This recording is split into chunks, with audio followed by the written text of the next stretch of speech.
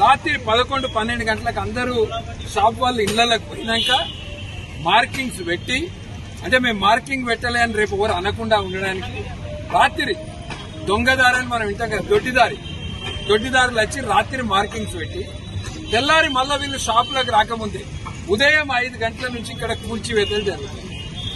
మరి ఈ కూల్చివేతలతోటి ఏం ఆనందం వస్తుందో, ఈ శాడిస్టులు ఎందుకు ఈ ప్రక్రియ మొదలుపెట్టింది అనేది అర్థమైంది.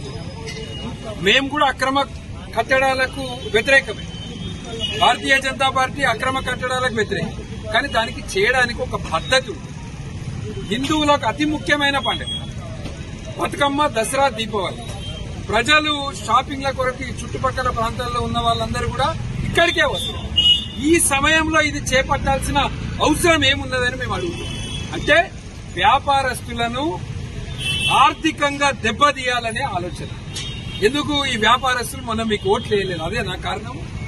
ఈ ఏరియాలో మీకు ఓట్లు రాలే, అదే నా కారణం. ఇవాళ కక్ష సాధింపు దాని గురించేనా?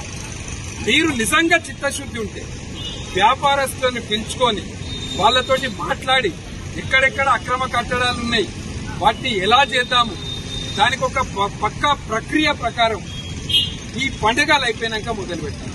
కానీ ఇవాళ ఇది కేవలం కక్ష సాధింపు చేయాలి, అంతకంటే వేరే ఏది కాదు.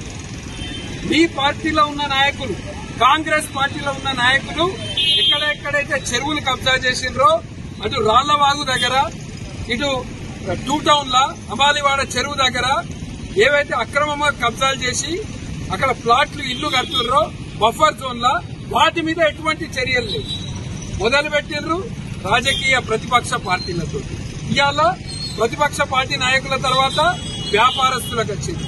గుర్తుపెట్టుకోండి, ఇదే ప్రక్రియ కొనసాగితే రేపు మంచిర్యాల పట్టణంలో మధ్యతరగతి కుటుంబాలను, పేద కుటుంబాలను కూడా ఈ సైడిస్ట్ ప్రభుత్వం వాళ్ళందరూ పెట్టబడుతుంది.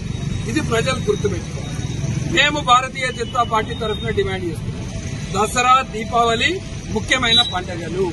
ఈ సమయంలో వ్యాపారస్తులను గాని, ఎవరైతే షాపింగ్ కొరకు చుట్టుపక్కల ప్రాంతాల నుంచి వస్తారో వాళ్ళకి ఎటువంటి ఇబ్బందులు లేకుండా దీపావళి పండుగ తర్వాత ఇక్కడ ఉన్న వ్యాపారస్తులందరినీ పిలిచి ఎలా చేయాలని ఒక చర్చ జరిపి ఒక ప్రక్రియ ప్రకారం దీన్ని చేపట్టాలి.